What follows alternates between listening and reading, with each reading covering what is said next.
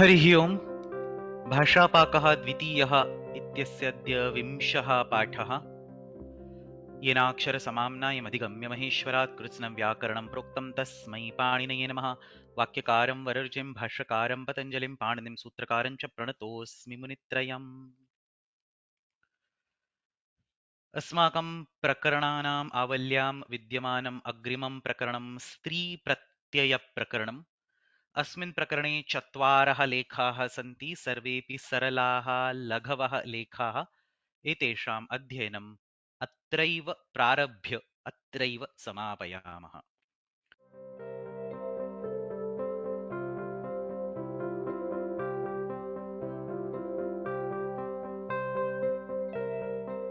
अष्टाध्याय्यां प्रत्ययानां 7 प्रकाराः सन्ति। एतेषु अन्यतमः प्रकारः स्त्रीप्रत्ययाः इति। चतुर्थाध्यायस्य आदौ एव स्त्रियाम् इत्यस्मिन् अधिकारे एते सर्वे प्रत्ययाः विधीयन्ते। प्रातिपदिकेभ्यः स्त्रीत्वं द्योतयितुं विहिताः प्रत्ययाः स्त्रीप्रत्ययाः नाम्ना ज्ञायन्ते। अष्टाध्याय्याम् आहत्य 10 स्त्रीप्रत्ययाः पाठिताः सन्ति। केचन स्त्रीप्रत्ययाः बहुमुख्याः सन्ति, प्राचुर्येण प्रयुज्यन्ते। केचन अन्ये विशिष्टानां प्रातिपदिकानां सन्दर्भे एव उक्ताः सन्ति। तत्र आदौ मुख्यरूपेण पाठिताः त्रयः प्रत्ययाः टाप् डाप् चाप् इति। एतेषां सर्वेषाम् अपि आ इति दृश्यरूपम् अस्ति। कैश्चन सूत्रैः टाप् इति प्रत्ययः विधीयते, कैश्चन अन्यैः सूत्रैः डाप् इति प्रत्ययः विधीयते, कैश्चन अन्यैः सूत्रैः चाप् इति प्रत्ययः विधीयते। तत्र टाप् इति मुख्यः प्रत्ययः। यत्र यत्र आ इति श्रूयते प्रायेण तत्र सर्वत्र टाप् इति प्रत्ययः अस्ति। तद् बाधित्वा विशिष्टेषु स्थलेषु डाप् तथा चाप् इत्येतयोः विधानं कृतं दृश्यते। तदनन्तरं विद्यमानाः मुख्याः त्रयः स्त्रीप्रत्ययाः ङीप् ङीष् ङीम् इति। एतेषां त्रयाणाम् अपि ई इति दृश्यरूपमस्ति। कैश्चन सूत्रैः ङीप् इति प्रत्ययः विधीयते, कैश्चन अन्यैः ङीष् इति विधीयते, कैश्चन अन्यैः च ङीन् इति विधीयते। यत्र यत्र दीर्घः ईकारान्तः स्त्रीलिङ्गवाचि शब्दः अस्माभिः भाषायां प्रयुज्यते प्रायेण सर्वत्र ङीप् इति प्रत्ययः प्रामुख्येन भवितुम् अर्हति। तस्य अपवादरूपेण कुत्रचित् ङीष् कुत्रचित् ङीन् इति विशिष्टेषु स्थलेषु प्रत्ययाः उक्ताः सन्ति। अत्र अस्मिन् पत्रे निर्दिष्टानि सूत्राणि अध्ययनार्थं न आवश्यकानि, केवलं के प्रत्ययाः इति सामान्यरूपेण ज्ञानं तत्र आवश्यकम्। इतोपि अग्रे चत्वारः प्रत्ययाः सन्ति। ऊङ् इति अस्ति, वधू इति शब्दे अयं प्रत्ययः श्रूयते। ति इति प्रत्ययः अस्ति, युवति इत्यस्मिन् शब्दे अयं प्रत्ययः श्रूयते। ष्फ इति कश्चन प्रत्ययः अस्ति, श्यङ् इति कश्चन आदेशः अपि अस्ति। वस्तुतस्तु सः आदेशरूपेण विधीयते, परन्तु स्त्र्यधिकारे एव तस्य गणना कृता अस्ति। एतेषां सर्वेषाम् अपि विषये अत्र किमपि विशिष्टम् अध्ययनं नापेक्षितम्। तत्र एतेषां स्त्रीप्रत्ययानां विषये किञ्चित् अन्यत् अपि वक्तुमिच्छामि। अस्मिन् सन्दर्भे केचन मुख्याः विषयाः प्रायेण बहुभिः छात्रैः नैव ज्ञायन्ते। तत्र मुख्याः केवलं त्रयः बिन्दवः एतादृशाः। आदौ तु सर्वेभ्यः प्रातिपदिकेभ्यः स्त्रीत्वं द्योतयितुं स्त्रीप्रत्ययाः भवेयुः एव इति नियमः नास्ति। You cannot expect that every word will get a corresponding स्त्री प्रत्यय to convert it into feminine form.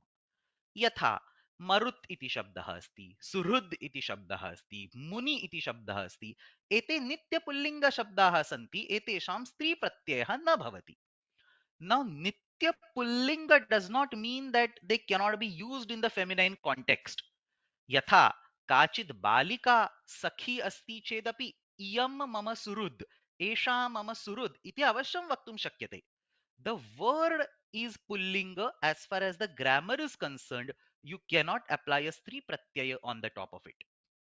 द्वितीयः नियमः, सर्वेपि स्त्रीलिङ्गवाचिनः शब्दाः स्त्रीप्रत्ययैः एव सिद्ध्यन्ति इति न आवश्यकम्. So there are some inherently feminine words in the language which are not created by starting with a pratipadikam and attaching a stri pratyaya to it. यथा मातृ इति शब्दः अस्ति, बुद्धि इति शब्दः अस्ति, विद्युत् इति शब्दः अस्ति, वाच् इति शब्दः अस्ति, लक्ष्मी इति शब्दः अस्ति। एते सर्वेपि शब्दाः स्त्रीलिङ्गवाचिनः सन्ति, परन्तु एतेषु कुत्रापि विशिष्टः स्त्रीप्रत्ययः न विद्यते।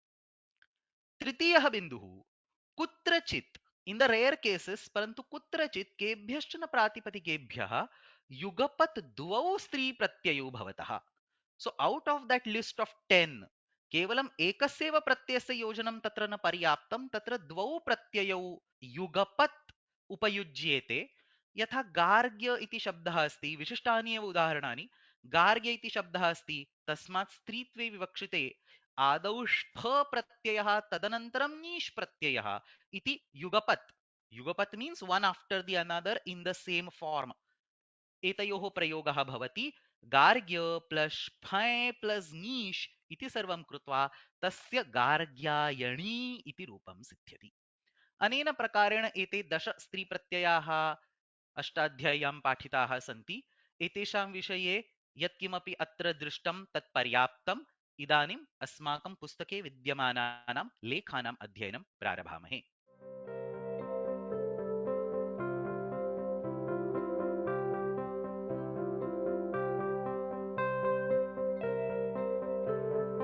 भाषापाकः द्वितीयः इत्यस्मिन् पुस्तके विद्यमानौ एकोनचत्वारिंशदधिकशततमचत्वारिंशदधिकशततमौ च पाठौ एतयोः द्वयोः अपि लेखयोः मध्ये बहुव्रीहि समासस्य विषये स्त्री प्रत्ययस्य प्रयोगः कथं भवति इत्यस्मिन् विषये केचन नियमाः प्रतिपादिताः वर्तन्ते। तत्र अनयोः उभयोः अपि लेखयोः स्वाङ्गम् इति कश्चन विशेषः शब्दः पुनः पुनः प्रयुक्तः अस्ति। अतः तत्र लेखानाम् अध्ययनात् पूर्वं स्वाङ्गम् इत्युक्ते किं तत् एकया कारिकया पश्यामः। तत्र अद्रवं मूर्तिमत् स्वाङ्गं प्राणिस्थम् अविकारजम् अतत्स्थं तत्र दृष्टं च तेन चेत् तथायुतम्। अनया कारिकया अनेन श्लोकेन स्वाङ्ग इति शब्दस्य व्याख्या दीयते। अत्र वस्तुतः त्रयः विशेषाः उक्ताः सन्ति। एतेषु कोऽपि एकः विशेषः अस्ति चेत् तस्य स्वाङ्ग इति संज्ञा भवति। So essentially three different definitions are given. Any of them is applicable. The entity will be called swanga. एतेभ्यः केवलम् आदिमायाः एव व्याख्यायाः अत्र अध्ययनं कुर्मः. We will only study the first. We will not study or we don't need to discuss the second and the third. अतः तत्र अनया कारिकया स्वाङ्गम् इत्यस्य आहत्य तिस्रः व्याख्याः दीयन्ते। तत्र विद्यमाना केवलं प्रथमा व्याख्या एव इदानीम् अस्माभिः दृश्यमाना अस्ति। किमुच्यते अनया व्याख्यया? अद्रवम्, द्रवभिन्नः पदार्थः, one which is not liquid, यः मूर्तिमान् अस्ति, मूर्तिमत्, one that has a material existence like a hand or a leg, say ears, something like that, one that has a material existence. Pranisthaha asti, it should belong to an animal, it should be typically characterized as an organ of an animal. Roganirmitah nasti, तस्य स्वाङ्गम् इत्यनेन निर्देशः क्रियते।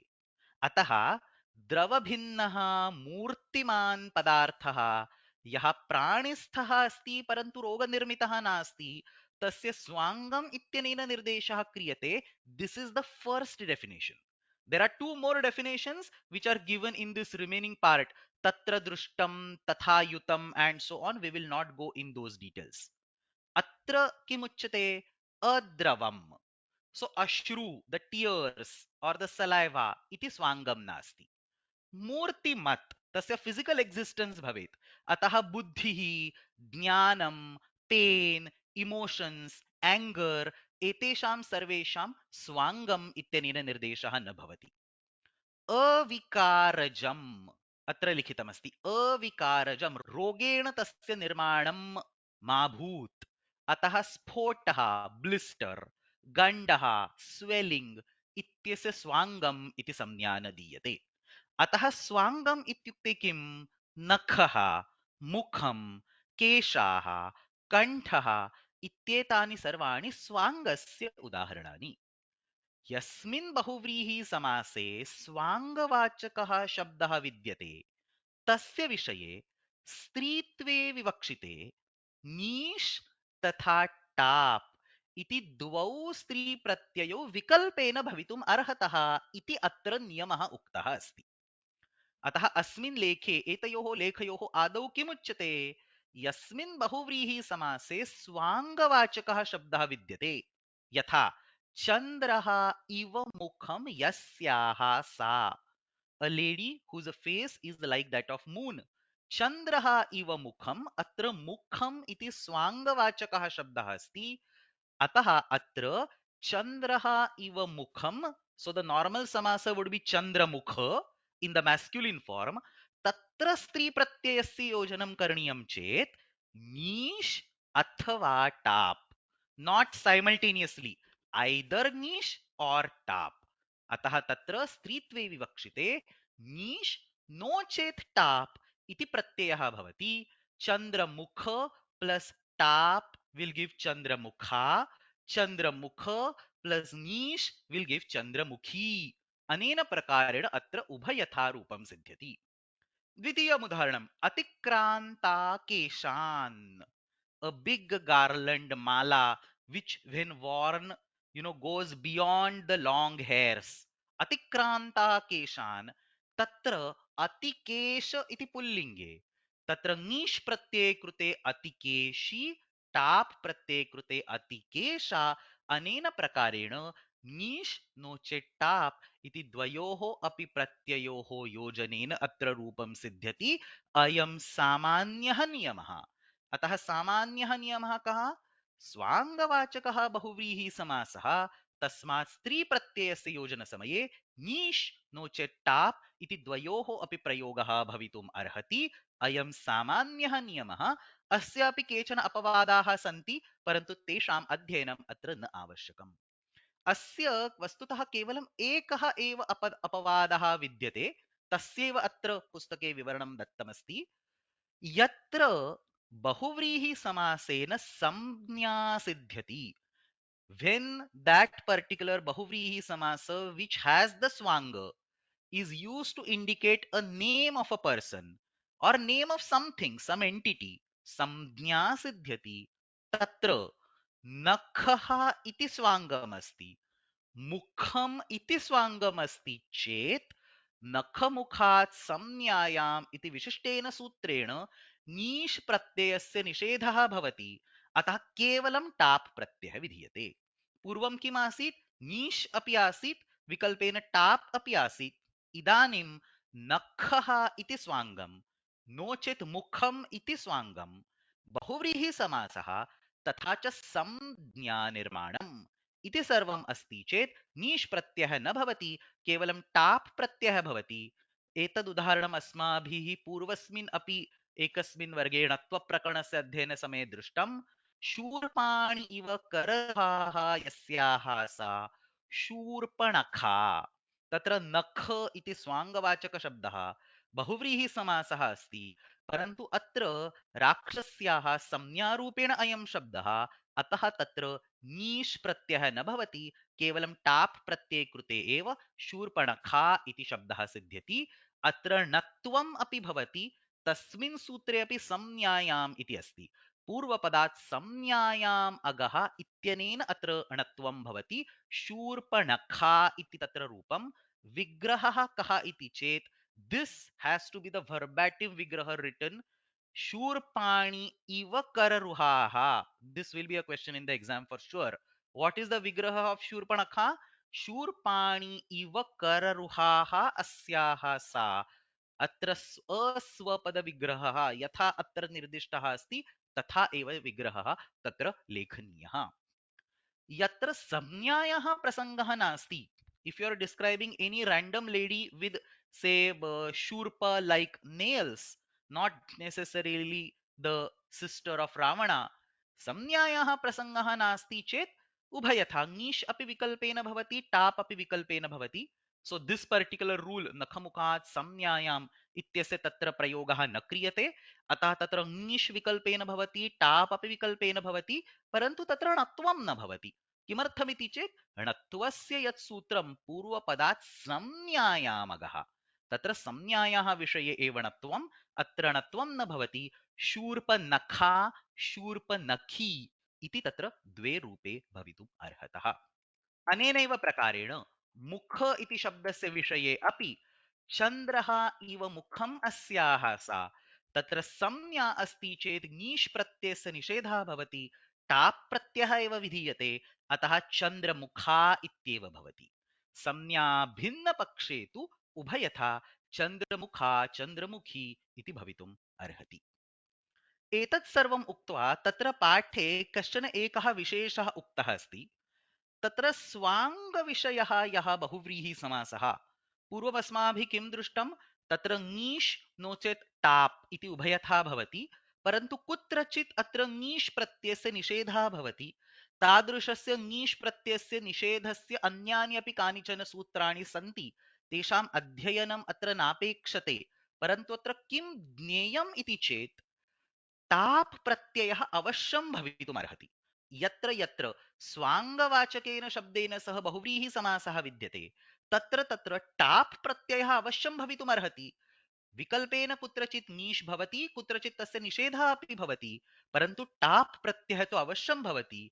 अतः यदि मनसि संशयः विद्यते, अत्र ङीष् भवेत् वा टाप् भवेत् इति संशयः विद्यते चेत् टाप् प्रत्ययस्य प्रयोगः अवश्यं भवितुम् अर्हति, अवश्यं कर्तुं शक्यते इति तत्र कश्चन विशेषः छात्राणां कृते रूपनिर्माणस्य सौलभ्यार्थम् अयं विषयः उक्तः अस्ति। अतः स्वाङ्गयुक्तस्य बहुव्रीहिसमासघटितस्य स्त्रीत्वविवक्षायां टाप् इति प्रत्ययः अवश्यमेव भवति। ङीप् कुत्रचित् भवेत्, कुत्रचित् न भवेत्, कुत्रचित् तस्य निषेधः भवेत्, परन्तु टाप् सर्वत्र भवति। संज्ञा अस्ति चेदपि टाप् भवति, संज्ञा नास्ति चेदपि टाप् भवति, अन्यत्र अपि यत्र ङीष् प्रत्ययस्य निषेधः अस्ति तत्र टाप् भवति, सर्वत्र टाप् प्रत्ययः भवति। ङीष् प्रत्ययः तु विशिष्टस्थलेषु एव प्रवर्तते। अतः यत्र छात्राणां मनसि सन्देहः विद्यते, तत्र अवश्यं टाप् प्रत्ययस्य प्रयोगः कर्तुं शक्यते इति तत्र आशयः। एतादृशान् स्थलान् इत्युक्ते ङीष् प्रत्ययः कुत्र न भवति कुत्र भवति, एतादृशान् स्थलान्, एतादृशान् नियमान् ये सम्यक् रूपेण न जानन्ति, ते अनवधानेन तेषु स्थलेषु अपि ङीष् प्रत्ययस्य प्रयोगं कुर्वन्ति येषु स्थलेषु तस्य निषेधः नो चेत् तस्य प्रसक्तिरपि न विद्यते। अतः तादृशान् स्थलान् अजानद्भिः, those who do not know such kind of detailed rules, even the old prachina, the old granthas, so तादृशान् स्थलान् अजानद्भिः प्राचीनैः अपि टाप् इत्यस्य स्थाने बहुत्र अनुचितरूपेण ङीष् प्रत्ययस्य प्रयोगः कृतः दृश्यते। अतः तन्वङ्गा, तत्र ङीष् प्रत्ययः न भवति। कलकण्ठा, तत्र ङीष् प्रत्ययः न भवति। So there are different rules, we will not go in the details. सुगात्रा, तत्र ङीष् प्रत्ययः न भवति, परन्तु एतेषु सर्वेषु स्थलेषु तन्वङ्गी, कलकण्ठी, सुगात्री इति अशुद्धाः प्रयोगाः प्राचीनग्रन्थेषु अपि दृश्यन्ते। तेषां साधुत्वं नास्ति, एते अपभ्रंशाः एव, अप्रामाणिकाः शब्दाः एव इति अत्र बालमनोरमायां सिद्धान्तकौमुद्याम् अपि उक्तम् अस्ति। अतः प्राचीनेषु ग्रन्थेषु प्राप्तः शब्दः, अतः येन केन प्रकारेण तस्य साधुत्वं ज्ञापनीयम् एतादृशं नास्ति। यदि तादृशः शब्दः शिष्टसम्मतः अस्ति, शिष्टैः प्रयुज्यते, तर्हि तस्य साधुत्वं, नो चेत् तत्र दोषः एव कृतः इत्येव तत्र वक्तव्यम्। अतः तन्वङ्गी, कलकण्ठी, सुगात्री एते सर्वे अपभ्रंशाः एव इत्येव अस्मिन् सन्दर्भे बालमनोरमाकारस्य मतं। भाष्यानुक्तत्वात् एते सर्वे अप्रामाणिकाः इत्यत्र भट्टोजीदीक्षितस्य मतम्। अनेन प्रकारेण अस्मिन् पाठे बहुव्रीहिसमासस्य विषये स्वाङ्गवाचकः शब्दः तत्र यदा विद्यते, तदा ङीष् प्रत्ययः तथा च टाप् प्रत्ययः कथं भवति इत्यस्मिन् विषये किञ्चित् विवरणमुक्तमस्ति। अत्रैव भवतां पुस्तके विद्यमानयोः उभयोः अपि पाठ्ययोः अध्ययनं समाप्तम्।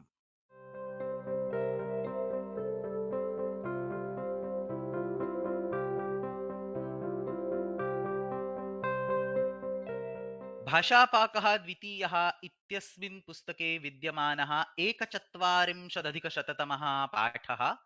अस्मिन् पाठे साधारण इत्यस्मात् शब्दात् स्त्रीप्रत्ययः कथं भवति इत्यस्मिन् विषये काचित् चर्चा कृता वर्तते। तत्र साधारण, साधारण means balanced, not high on one side, not low on one side, almost equivalent. साधारण, साधारण इति शब्दात् वस्तुतः पादार्घाभ्यां च इत्यत्र तद्धितप्रकरणे इत्यस्मिन् निर्दिष्टे सूत्रे आग्नेय साधारणात् अय् इति वार्तिकेन स्वार्थे अय् प्रत्ययः भवति. So you start with the word sadharana. We will come to how that word is derived. We'll come to that. परंतु स्त्री प्रत्ययस्य योजनात् पूर्वं किं ज्ञेयं? साधारण इति मूलः शब्दः, तत्र डायरेक्ट स्त्री प्रत्ययः न भवति, तत्र आदौ अय इति तद्धित प्रत्ययः भवति। पादार्घाभ्यां च इत्यस्मिन् सूत्रे विद्यमाने आग्नीध्र साधारणाद् अय इत्यनेन वार्तिकेन अय इति प्रत्ययः स्वार्थे भवति. So the meaning does not change. साधारण plus अय gives the same form साधारण. तत्र रूपे अपि परिवर्तनं न भवति. तर्हि अय प्रत्ययः किमर्थं करणीयः इति चेत् स्त्री प्रकरणे अय प्रत्ययाद् उपरि अय प्रत्ययाद् अनन्तरम् अय प्रत्ययान्त शब्देभ्यः नीप् प्रत्ययः भवतु इति नियमः अस्ति. So we would eventually want a neep pratyaya, but the normal word sadharana cannot give a neep pratyaya directly. There is no sutram. So we attach an aya pratyaya.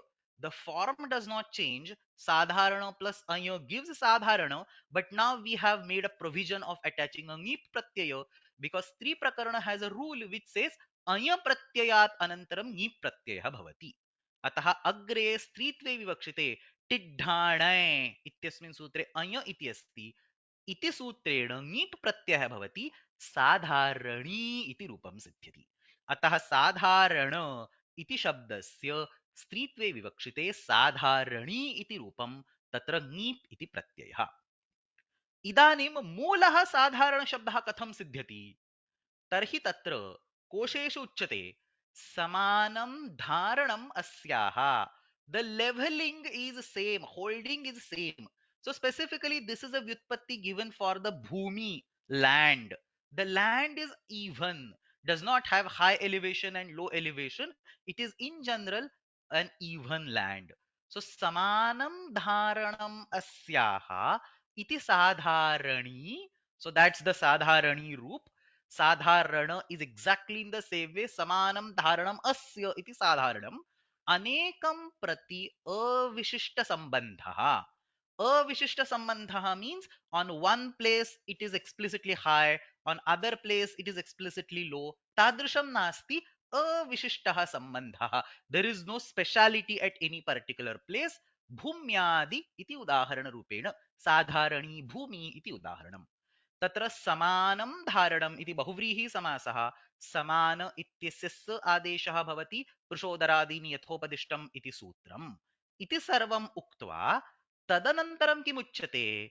अत्र साधारण इति शब्दात् स्वार्थे यः अय प्रत्ययः अस्माभिः उक्तः अस्ति सः विकल्पेन भवति. तद्धित प्रत्ययस् आर ऑलवेज मोस्टली यूज्ड बाय विकल्प. किम् उदाहरणम्? सो दशरथस्य अपत्यं गच्छति इति वक्तुं शक्यते, नो चेत् दाशरथिः गच्छति इति वक्तुं शक्यते.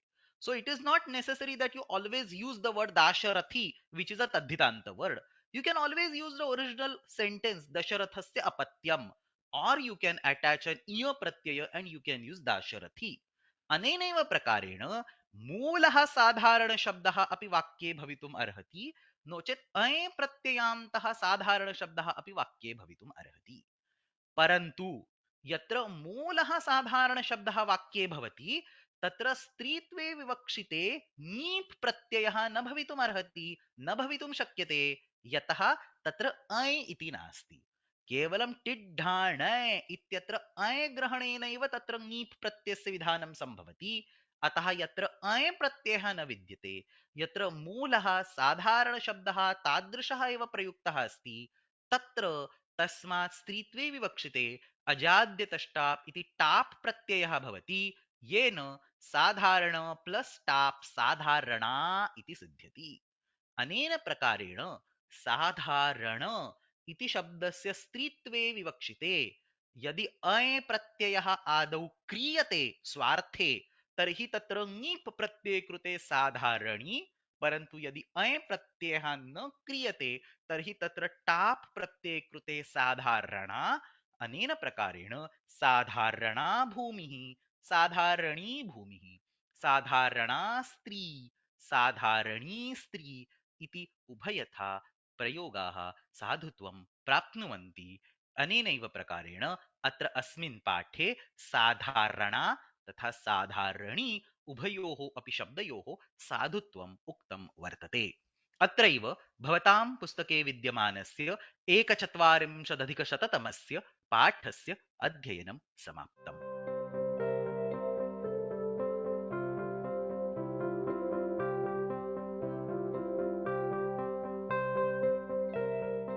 भाषापाकः द्वितीयः इत्यस्मिन् पुस्तके विद्यमानः 2,चत्वारिंशदधिकशततमः पाठः। अस्मिन् पाठे नकारान्तशब्देभ्यः स्त्रीप्रत्ययाः कथं विधीयन्ते अस्मिन् विषये केचन नियमाः निर्दिष्टाः वर्तन्ते। तत्र आदौ नकारान्तशब्दाः ये सन्ति दण्डिन्, गुणिन्, स्वामिन्, अधिकारिन्, एतादृशाः नकारान्तशब्दाः, तेभ्यः स्त्रीत्वं ज्ञोतयितुं ङीप् इति प्रत्ययः भवति। ऋन्नेभ्यो ङीप् इति तत्र सूत्रम्। अतः दण्डिन् प्लस् ङीप् ई इति तत्र दृश्यरूपं दण्डिनी इति भवति। गुणिन् प्लस् ङीप् गुणिनी इति भवति। अधिकारिन् प्लस् ङीप् अधिकारिणी इति भवति। अयं सामान्यः नियमः अत्र आदौ अस्मिन् लेखे उक्तः अस्ति। तदनन्तरम् अस्य नियमस्य द्वौ अपवादौ अपि तत्र चर्चितौ स्तः। पश्यामः। प्रथमः अपवादः, यस्य शब्दस्य अन्ते, यस्य शब्दस्य अन्ते इत्युक्ते यस्य नकारान्त शब्दस्य अन्ते मन इति विद्यते, यथा सीमन् इति अस्ति, दामन् इति अस्ति, यस्य शब्दस्य अन्ते मन इति विद्यते तस्य विषये मनः इति सूत्रेण ङीप् प्रत्ययः निषिध्यते। सो सामान्यरूपेण तु ङीप् प्रत्ययः भवति गुणिन् अधिकारिन् इति उदाहरणानि, परन्तु मन इति अस्ति, यथा सीमन् दामन् तादृशानां शब्दानां विषये मनः इति सूत्रेण ङीप् प्रत्ययः न भवति। ङीप् प्रत्ययः न भवति चेत् किं भवति इति चेत्, एतादृशे ङीप् प्रत्ययस्य निषेधे जाते तत्र डाब् उभाभ्याम् अन्यतरस्याम् इति सूत्रेण विकल्पेन डाप् इति प्रत्ययः भवति।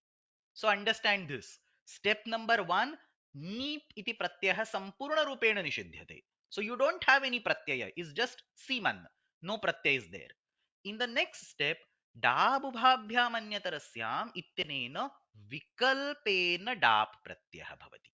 अतः सीमन इति शब्दात् स्त्रीत्वं द्योतयितुं विकल्पेन यदि डाप् प्रत्ययः भवति तर्हि सीमन् प्लस् डाप् तत्र प्रक्रियां कृत्वा सीमा इति आकारान्त स्त्रीलिंग शब्दः सिद्ध्यति। So semen plus dap, the n goes away, the after the m that also goes away. Seem plus a, you get seema. So आकारान्त स्त्रीलिंग शब्दः सिद्ध्यति। माला शब्द सदृशानि रूपाणि सीमा सीमे सीमाः इति रूपाणि। अतः सीमन् इत्यस्य स्त्रीलिंगे किं रूपं? सीमा सीमे सीमाः इति रूपाणि।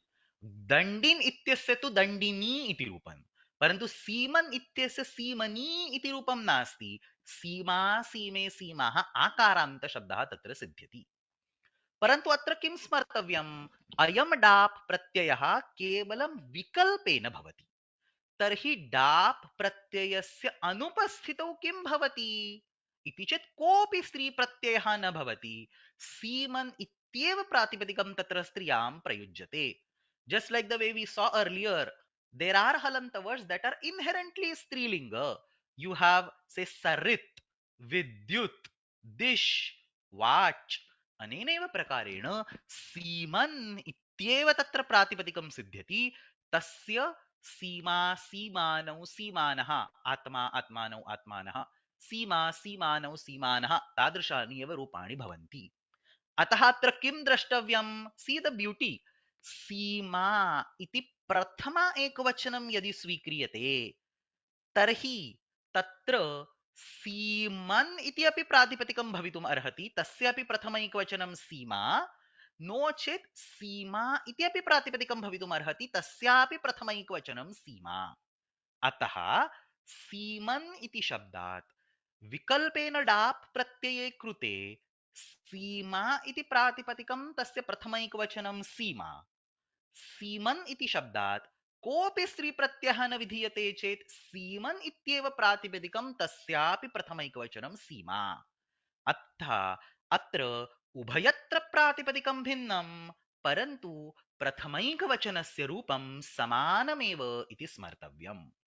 दामन शब्दस्य विषये अपि तथैव। यदि डाप् प्रत्ययः क्रियते चेत् दामा इति प्रातिपदिकं, दामा, दामे, दामाः इति रूपाणि। यदि डाप् प्रत्ययः न क्रियते चेत् अन्यः कोऽपि प्रत्ययः न वर्तते। अतः दामन् इति प्रातिपदिकं, दामा, दामानौ, दामानः इति रूपाणि। दामन् तथा दामा उभयत्र दामा इत्येव प्रथमैकवचनं सिद्ध्यति। अयं प्रथमः अपवादः। मूलः नियमः कः? ऋन्नेभ्यो ङीप् इति ङीप् प्रत्ययः। तस्य प्रथमः अपवादः कः? यस्य शब्दस्य अन्ते मन इति विद्यते तस्मात् ङीप् प्रत्ययस्य निषेधे कृते विकल्पेन डाप् प्रत्ययः भवति। अयं प्रथमः अपवादः। द्वितीयः अपवादः तादृशः एव अस्ति, परन्तु तत्र शब्दः भिन्नः। यत्र बहुव्रीहि समासस्य अन्ते अन् इति विद्यते, पूर्वं किमस्ति? मन्, तत्र केवलं मन् इति, तत्र समासस्य न किञ्चन चिन्तनं। परन्तु इदानीं बहुव्रीहि समासस्य अन्ते यदि अन् विद्यते तर्हि तत्र अनो बहुव्रीहेः इति सूत्रेण ङी प्रत्ययः निषिध्यते। So same thing just like earlier, the सूत्र there was different. In the previous case मनः इत्यनेन ङी प्रत्ययः निषिध्यते, अत्र अनो बहुव्रीहेः इत्यनेन ङी प्रत्ययः निषिध्यते। एतादृशे निषेधे जाते तत्रापि डाबुभाभ्याम् अन्यतरस्याम् इत्यनेन विकल्पेन डाप् प्रत्ययः भवति। So same thing like the previous one. उदाहरणं पश्यामः। दृष्टः धर्मः येन सह, द वन हु हैज सीन द धर्म। दृष्टः धर्मः येन सह इत्यत्र बहुव्रीहि समासस्य प्रक्रियायां दृष्ट प्लस धर्म, तत्र धर्माद् अनिच् केवलात् इति सूत्रेण अन इति प्रत्ययः भवति। सो दृष्ट प्लस धर्म प्लस अन, दृष्टधर्मन् इति तत्र प्रातिपदिकं सिद्ध्यति। Understand this once again. The बहुव्रीहि समास इज दृष्टः धर्मः येन सह, तत्र समस्त पदमस्ति दृष्टधर्मन्। तत्र नकारः इत्युक्ते अन इति प्रत्ययः अन्ते समासान्त प्रत्यय रूपेण विधीयते, अतः दृष्टधर्मन् इति प्रातिपदिकम्। इदानीम् अत्र अयं बहुव्रीहि समासेन सिद्ध्यति।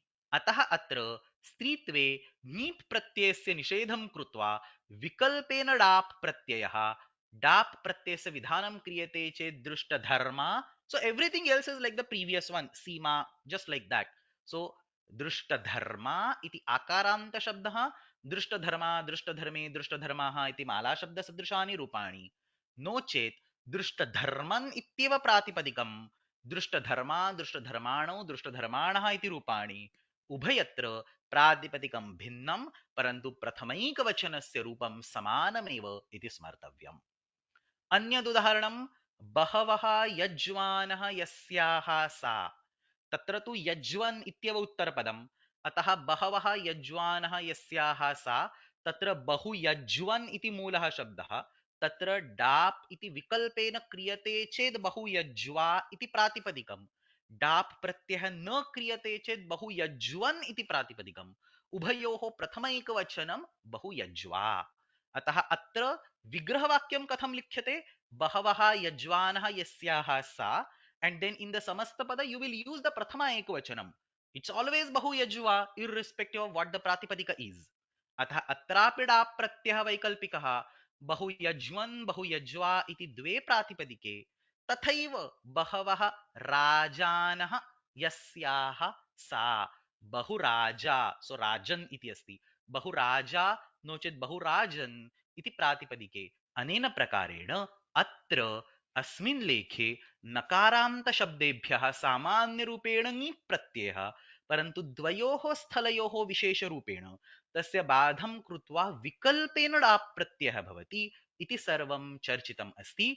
अत्रैव भवतां पुस्तके विद्यमानस्य 24अधिकशततमस्य पाठस्य अध्ययनं समाप्तं, किञ्च अत्र स्त्री प्रत्यय प्रकरणस्य अध्ययनम् अपि समाप्तम्।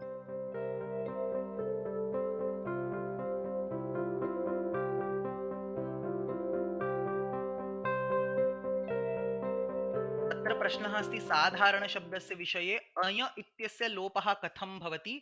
अय इत्यस्य लोपः नैव भवति, अत्र लिखितमस्ति तद्धितप्रत्ययाः विकल्पेन विधीयन्ते, अतः you either attach अय प्रत्यय or you don't attach अय प्रत्यय, that's all. So there is no lopa happening anywhere. So there is a question, can you tell us little bit about Hraswa Ukaranta and Dirgha Ukaranta Stri Pratyayas? So there is no Hraswa Ukaranta Stri Pratyaya. So Dhenu or say Chanchu or say all those things are not Stri Pratyanta words, they are Unadi Pratyanta words. Dirgha Ukaranta Stri Pratyaya asti. Ung iti Stri Pratyaya asti is there right on the first slide. Ung iti Stri Pratyaya asti here. So that is used for cases like Vadhu and so on.